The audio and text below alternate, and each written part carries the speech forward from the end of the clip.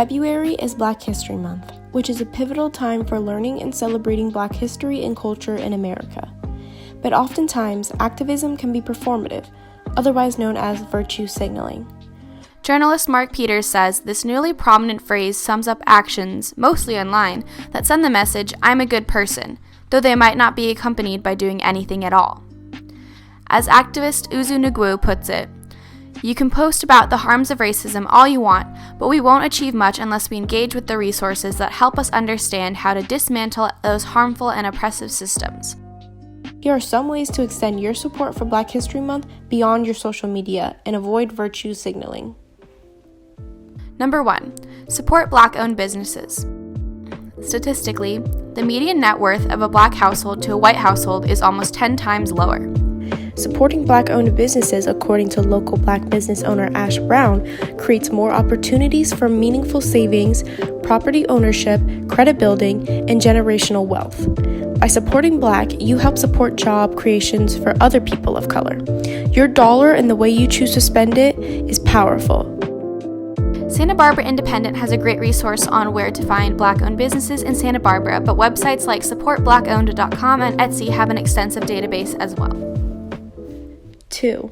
Avoid movies with harmful depictions of Black characters when educating yourself on racism. The white savior is a recurring trope in many films where a white character provides help to characters of color, but mostly in a self-serving way. An example of this is The Blind Side, where although the story is about an impoverished Black teenager Michael and his football career, the film largely focuses on the white family, specifically Sandra Bullock's character, and paints the story as if Michael would not be able to succeed without the help of white people. White savior tropes are harmful because they take the voice away from Black or other person of color characters in order to focus on white characters.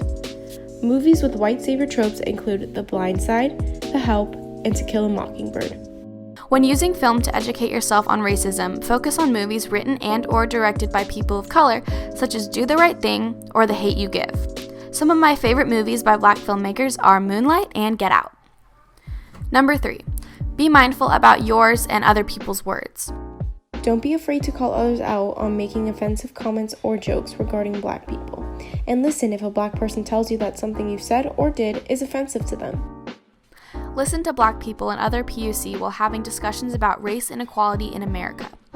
The POC experience, and not just for Black people, in America, is largely different than that of white people's. So it's important to educate yourself and listen in order to gather more diverse perspectives on racism in America. Always making room for Black voices is a key step in avoiding performative activism. Don't take the narrative away from those who it is really about, and avoid completely relying on your Black friends to educate you on racism. There are plenty of articles, videos, books, and TED Talks that can help you understand racism better and educate yourself on the topic. Being an activist and standing up for our Black community is more than just posting on social media. Black History Month is not just a time to educate ourselves on history of Black culture, struggles, and leaders, but also to stand up for the Black community and create an inclusive and equitable future.